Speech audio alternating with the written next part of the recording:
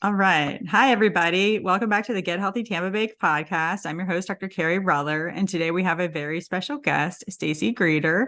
She is a doctor down in Bradenton, Florida. And tell us a little bit about who you are and what you do, Dr. Greeter. Hi, thanks so much for having me on, Dr. Reller. I'm Dr. Stacy Greeter, and I am a child, adolescent, and adult psychiatrist.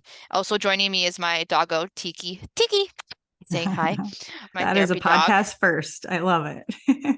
Everybody should have an animal with them on the podcast, right? Right? Yeah. Okay. So I love psychiatry and the opportunity it gives for such like intellectual and emotional stimulation while really going in depth into what is most authentic within people and helping them understand themselves. I have two psychiatric PAs at my practice, Bethany and Kira, and I love teaching them on an ongoing basis. And one of my passions is teaching other doctors, like primary care doctors and therapists in the community about psychiatry so that we can level up primary care to increase access to psychiatry. So to that end, I have a hobby where I make fantasy themed PowerPoint presentations on different psychiatry topics, like how to become a psychiatry Jedi or autistic minds are magical, which is Harry Potter themed. You can find those on the website. They're open to anyone. Stacy Greeter, MD. It's StacyGreeterMD.com under Psychiatry Bootcamp. And I myself am an autistic ADHDer and share that to help reduce stigma because I have the privilege of being openly autistic and ADHD working for myself in private practice and want to help others feel less alone. Yeah. I love that. And I love that you're trying to educate other doctors too, like me, who can Yes. obviously use more tools to understand and treat our patients. And Yes. you mentioned a big thing too, which is access. And I think a lot of people do Mm-hmm. have trouble accessing psychiatrists during this time. You'd think it would have been better after COVID and telemedicine developing. I do think it has improved, but obviously it could get better. So those are two It's good because tools. I Mm-hmm. think that there are multiple aspects of the issues with access. One aspect is identification and recognition that someone has a psychiatric need. So leveling up primary care docs to recognize that would help. And then there's the part of actually getting a psychiatrist or therapist. Yeah, Um, absolutely. and so I think that I would love to see more primary care doctors perhaps referring for a one-time consultation for the differential diagnosis assessment and to get started on a plan, especially if a family can't afford to continue with psychiatrists, many of which who don't take insurance, and then having a Mhm. collaborative communication with that psychiatrist about moving forward. Yeah, the Um, other part is they don't often take insurance too. yes, Yeah, we yes. struggle with that in our area. But Yes, anyway, oh, go ahead. no, you go ahead. I was just going to say what we were going to talk about today. Cool. So, okay. I brought you on today to talk about ADHD, and you mentioned that you Mm-hmm. are a person who has ADHD as Yes. well. So, how can you define what is ADHD? Tell our listeners about that. So, attention deficit hyperactivity disorder is a little bit of a misnomer because it's not an absence of attention. What it is that it's harder for the frontal lobe of someone with ADHD to consciously choose what they focus on and what they tune out. So the brain will naturally hyper focus and go really intense into something an ADHD mind is interested in. On one hand, if an ADHDer has a passion, they're a force of nature in terms of pursuing that passion. But if it's a task that's less interesting to them, it is like almost physically painful to try to make themselves stay focused on that task. So it's an attention dysregulation issue. Other issues are difficulties with impulse control, Mhm. stopping and thinking before acting. The strengths of the ADHD mind, and I don't think that we talk about them enough, honestly, are divergent creative thinking, connecting things that a neurotypical brain doesn't tend to connect, resilience, bouncing back from a stressful situation, and problem solving, creative problem solving skills. And they tend to get things done really fast when that brain is properly stimulated. when the That brain is that is so not properly. interesting. Yeah, Yes, yes. There's a video you can look at online. It's really cute. I think it's helpful for both adults and kids, but it's meant for explaining ADHD to kids. And I sent it to you so you could put it in the sure. notes that you Show have for the notes. show. Under Amazing Things Happen ADHD, it's a really cute video. Yeah. Okay, well, yeah, we'll definitely put that in the show notes. And ADHD Mhm. isn't something that's caused by bad parenting or bad nutrition. Certainly, lack of sleep or poor nutrition can make your focus worse, but it Right. is a brain type. We call it a neurotype. And what does that mean? What does a neurotype mean? Okay, so a neurotype means it is a type of brain that is different than the typical brain. Okay, Hmm. so we refer to the neurotypical brain as someone who doesn't have ADHD, dyslexia, autism are some examples of different neurotypes, and they have strengths and weaknesses. Yeah, absolutely. I don't think I've ever heard anybody focus on the strength. So it's really nice to hear that, you bring out I the know. important things, And right? so Yeah. we refer to that as a neurodiversity Hmm. affirming model of care versus a deficit focused model of care. So Got it. neurodiversity affirming means that we don't view the inherent style, neurotype style, as bad or needing to be fixed or needing to look as neurotypical as possible. Instead, the focus is on helping that individual be as authentic as possible and also Hmm. as functional and interpersonally as effective as possible. Okay. So they're embracing the ADHD creativity, and that's part of themselves while asking for accommodations, taking medication to help with attention dysregulation, Hmm. impulsivity, time blindness, etc. Does that make Okay. sense? Yeah, yeah. Yeah. So let's go back to like diagnosis and stuff. Okay. So when someone is suspicious that their child or themselves may have it, what are the steps that they should do? In an ideal world, right? I would see a psychiatrist if you have access to a child psychiatrist for the initial diagnosis and starting meds, and then continue with a pediatrician. If you don't have access to that, you could start with your pediatrician. And I'll explain a little bit the differences there. Our pediatricians are amazing, are really doing the best they can, but they have 15 minutes to 20 minutes in a Mhm. visit. And it's really hard to differentiate the ADHD diagnosis from so many different things that could look like ADHD during that given time. Also, going in, parents and kids may have a lot of different stigma, feelings, hesitations, fears about starting medication. And so, with a psychiatrist with that psychodynamic relational background, we can Mhm. really explore a parent's fears, a parent's hopes, and also explore with the child their fears and their hopes and help them see medication in a healthier way. So we have that opportunity at least, you know. I think that so the first step is to reach out to a medical professional. Absolutely. Yeah. Yeah. And then if it's a pediatrician or primary care, they can divert to Yes. psychiatry. Like you mentioned, maybe a one-time referral just Right. for evaluation and diagnosis. And then what about for treatment? What are Yeah. the different methods of treatment for it? I'm I mean, you mentioned hoping, medication, yeah, but for ADHD, we have multiple different types of medication. Generally, stimulant medications are first line simply because they work the best and they work right away. But that doesn't mean that there isn't a role for parent training, psychotherapy, accommodations. I think we should view this as holistically as possible. And so medicine is the piece Mhm. that gives a child the ability to regulate what they focus on and what they tune out and gives them self-control. We can't do that with therapy. Unfortunately, it doesn't treat those core symptoms. But once Mhm. they have that improved self-control, capacity to regulate their attention, and they work with a therapist, they're able to use that to focus on, so the therapy makes them want to focus on the things that are really good and healthy for them. Okay. Mm-hmm. Meds instill a capacity for focus.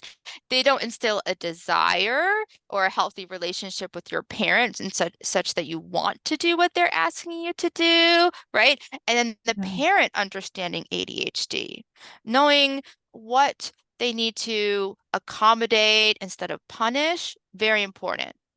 Then there's the role of therapy in the child being able to understand how their neurotype is different, both a blessing and a curse. Make Mm-hmm. peace with that, okay? And unfortunately, the later a child is diagnosed in life and started on medication, generally there's a lot of self-esteem and trauma work to do because they've had a long-standing experience of knowing that they are under functioning and repeatedly offending people, being called disrespectful, etc. There's a lot of therapeutic work to be done on that end. Mm-hmm. Yeah, Okay. absolutely. So you're kind of thinking, yes, you need the medicine in order to do Mhm. well with the therapy, basically. In fact, studies show that when they do these really complicated therapies with ADHD kids, they don't separate from placebo and Hmm. unless the medicine is on board. Okay. I mean, think about it. If you can't focus and you don't have self-control, and then someone's doing therapy telling you what you should do, but then you don't, your brain just can't do it, that's just more Mm-hmm. aggravation and frustration for everyone. Absolutely. Yeah. So what kind of accommodations were you referring to? When I think of accommodations, I think of Hmm. school accommodations, but you mentioned Yeah. home accommodations. What are the things that you would see or recommend? Okay, that's a good question. A home accommodation could be you get a warning before a transition to a new activity, right? Out of a preferred activity. Because when you hyper focus on Mhm. something that you really love, you're in this like flow, creative, really intense state, and it's like painful to be ripped out of that.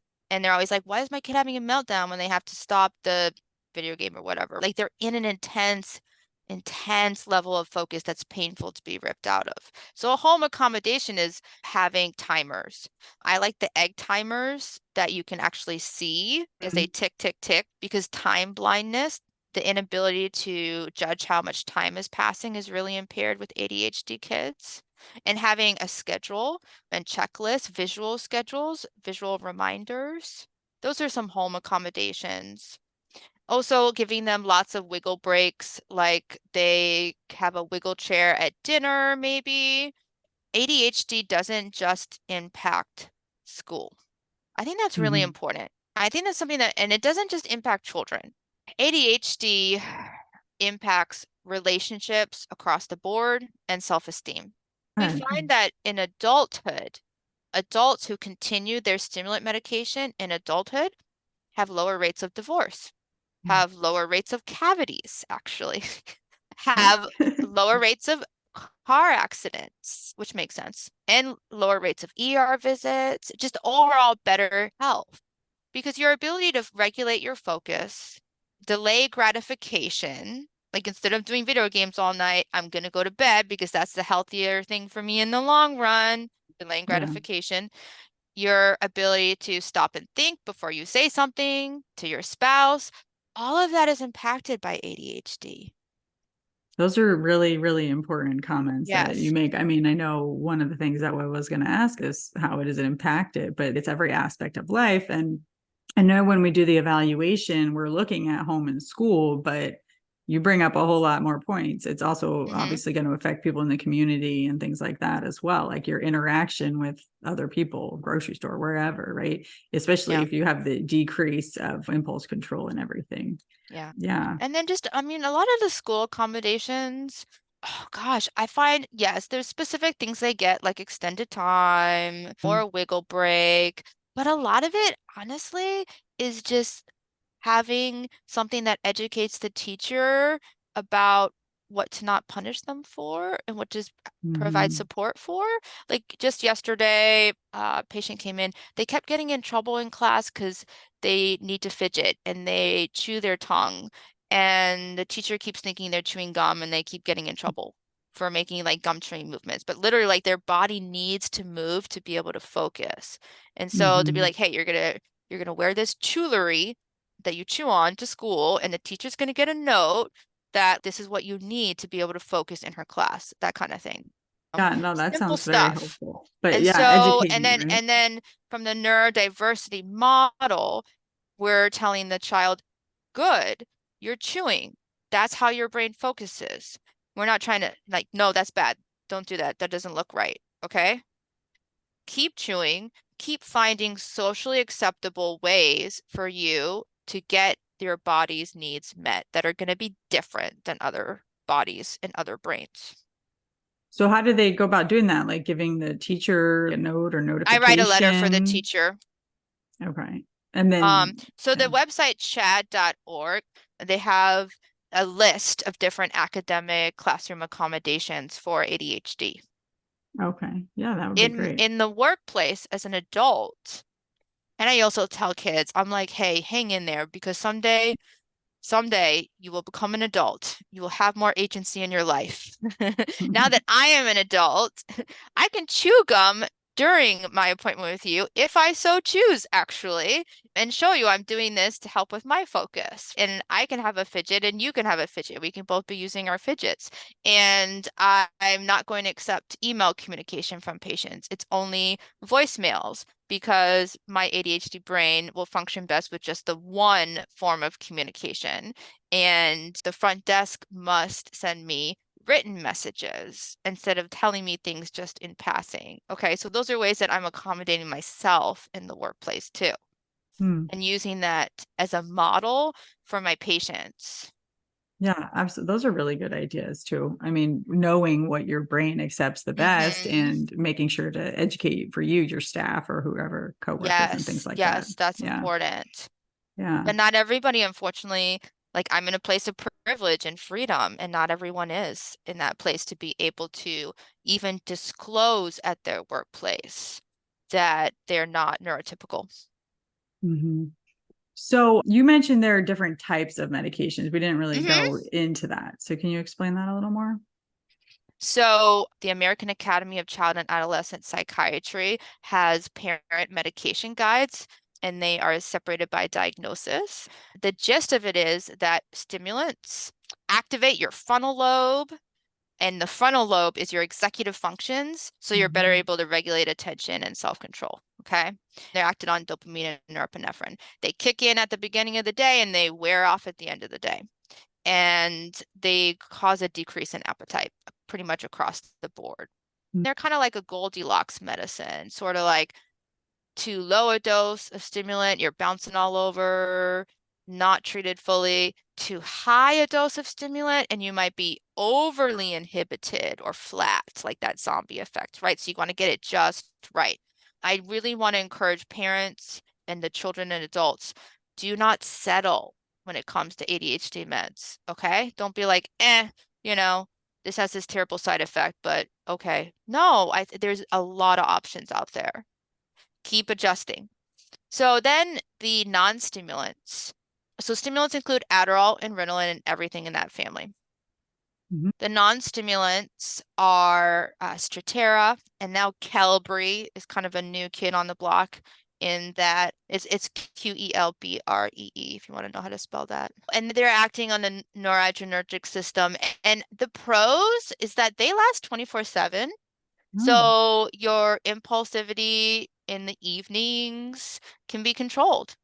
They don't have as robust an impact on focus as stimulants do generally, but they don't lower appetite as much.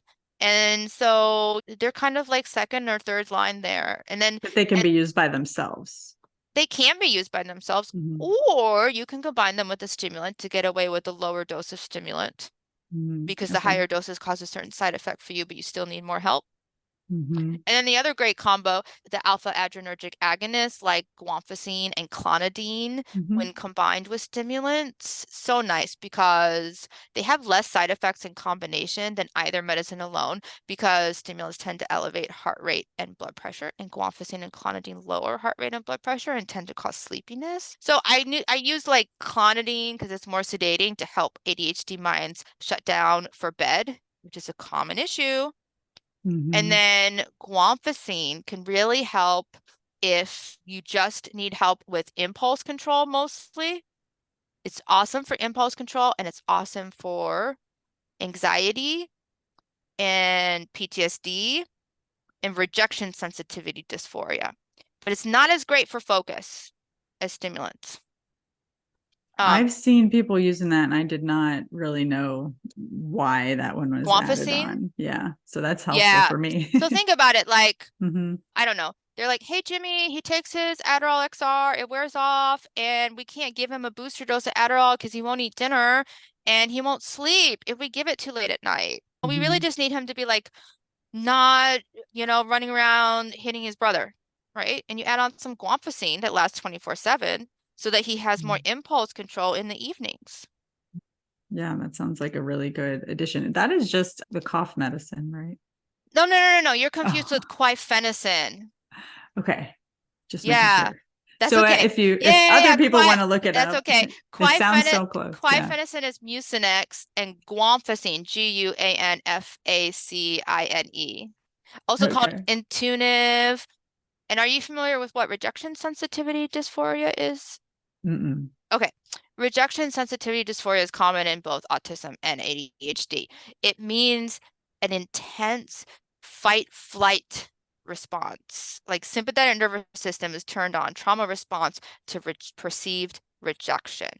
And people with ADHD and autism are used to being bullied, rejected, told that they're annoying, and having difficulty understanding why, and tend to anticipate that and take it very hard and as like I'm a bad person. Okay. And a fun fact is that meds like guanfacine can help with that. They're good for emotional reactivity. And then we have others farther down the treatment algorithm, modafinil, amantadine, Wellbutrin, off-label. I think something that I want to emphasize is people are like really afraid of stimulants, but they really are first line and they work well, and we have tons of data on them. So They what are the are side effects? You didn't mention all decreased of them. appetite Yeah. Mm-hmm. is the most common one. And then a lot of the ones can be idiosyncratic. Like this person was like, oh, Adderall made me feel edgy, but Ritalin was great. Or, yeah, but Adderall, I didn't like how it felt, but Vyvanse smoother felt great. You gotta try different ones out. They also can increase heart rate and blood pressure, and so we Mm-hmm. monitor that. I mean, that's really for our older populations. Good point. Yeah. I have seen a lot of older adults with high blood pressure have lower blood pressure when they start their stimulant because they have less stress in life. So that's interesting, right? It's complicated what we're doing.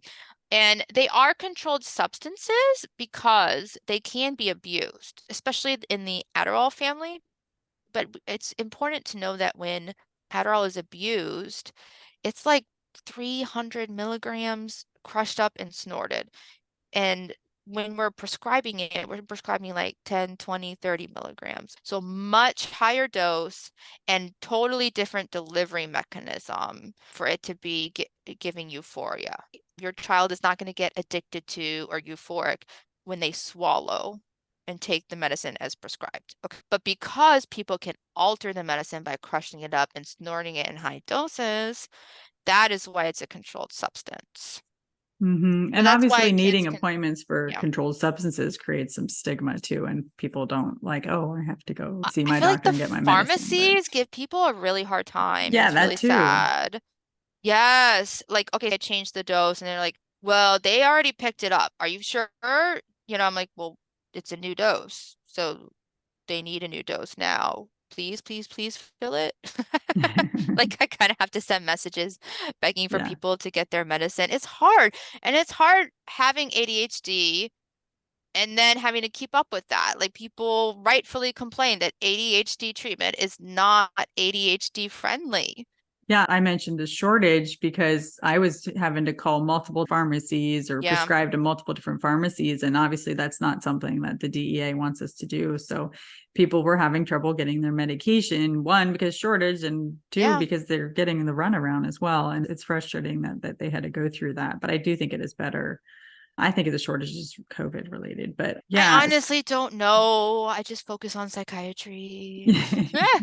well, it's hard when you have to kind of do your work twice, like you send in the medicine Yes. and expect them to get it, and then finds out next visit they never got it. It kind of defeats the I purpose. But think it is mm-hmm. tough. I think the toughest thing though is maybe talking about stigma, just people's attitude. Like patients may feel very mixed feelings about taking medication. Medication can be a symbol of badness, a symbol of deficit, a symbol of wrongness, Hmm. a symbol of otherness, not belonging, right? And then to add on to that, a pharmacist who's like, oh, do you really need to pick up this medicine now? Not to hate on the pharmacist too much because they're struggling, right? But then you're standing in the pickup line and another parent's like, oh, you drug your kid? There's so much stigma. I feel like being a child psychiatrist, every time I do a new intake assessment, I think it's like going into a new job interview where the person who's interviewing you has heard 10 vicious rumors about you that aren't true from the get-go.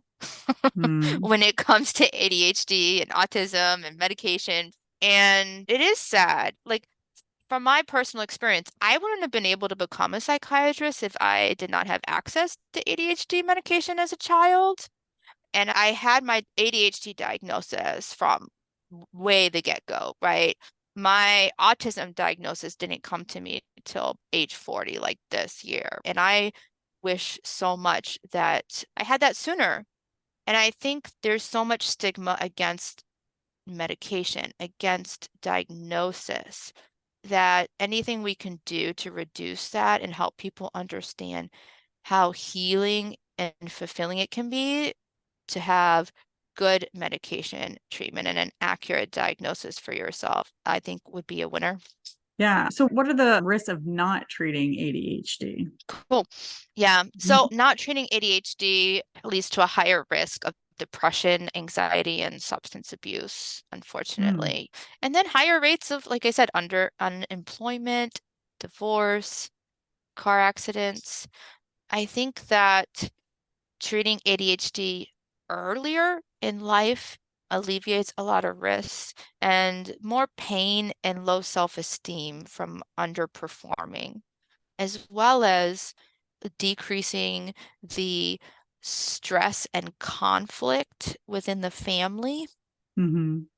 I really encourage not just the child who has the ADHD diagnosis to be receiving treatment, but the entire family to Yeah. be receiving treatment. That is really, really key because the entire family is impacted and the parents are the biggest game changer when it comes to therapy in terms of their ability to have a child have a healthy perspective on taking medicine, a healthy self-esteem promoting perspective on having ADHD, helping children understand that even though they couldn't have done this type of schoolwork without the medication, that the credit is solidly on them for doing the schoolwork. Hmm. Okay.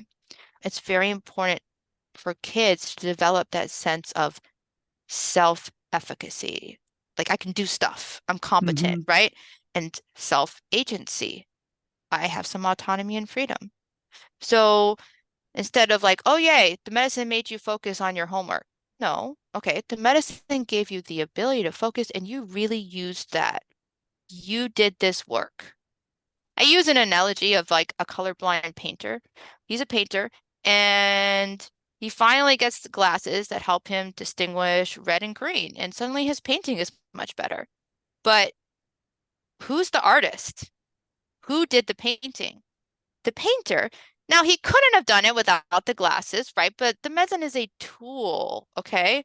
The child gets 100% of the credit and encouragement. And it's probably really important to do the positive reinforcement and pointing that Hmm. out. Yes, yes. Otherwise, kids are like, I don't want to stop my medicine to prove I can do it on my own, and right, Yeah. right. So, So speaking of so give stopping them credit. medicine, Yes. yeah, speaking of that, like, so if a child gets a diagnosis and they Hmm. continue medication throughout school years, what is the recommendation? I mean, I'm assuming you continue it Hmm. through work, but is there like a way or something where they may come off it, or Yeah. typically not recommended, or It is varies? individual specific.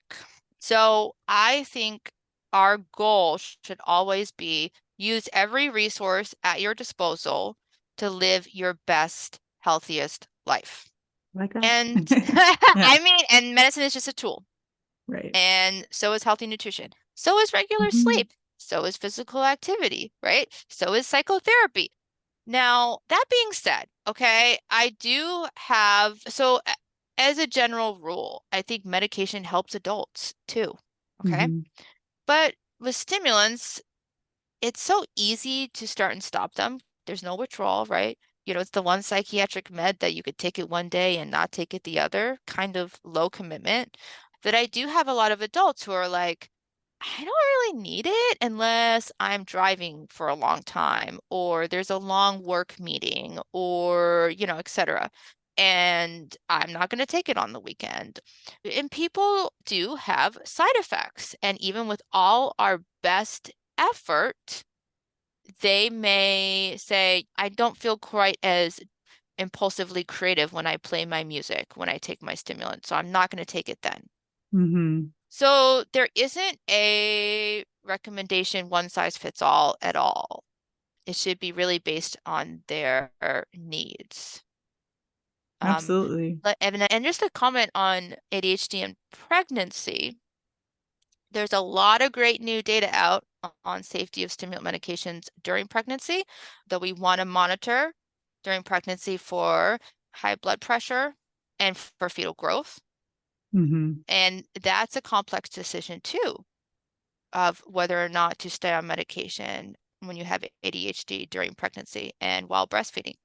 Definitely, like you mentioned, it's an individual basis. A lot of things what you're saying is funny because I said I do a lot of obesity medicine. It like is paralleling that, right, with Mm-hmm. impulse control and the pillars, like Mm. you mentioned, sleep, exercise, stress, nutrition.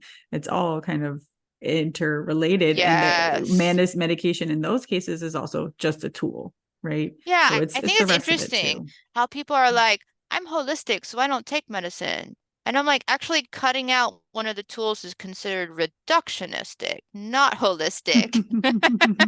Interesting. Right? Yeah. Yeah. But okay. Yeah. Well, is there anything else you'd like to share with the listeners about ADHD today? Well, I think that I gave Dr. Reller a list of different resources about Mhm. ADHD to learn more. I love the How to ADHD YouTube channel.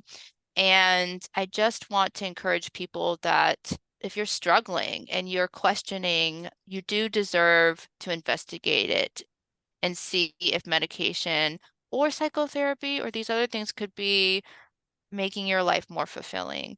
And that ADHD can be extremely painful, but it is both a blessing and a curse.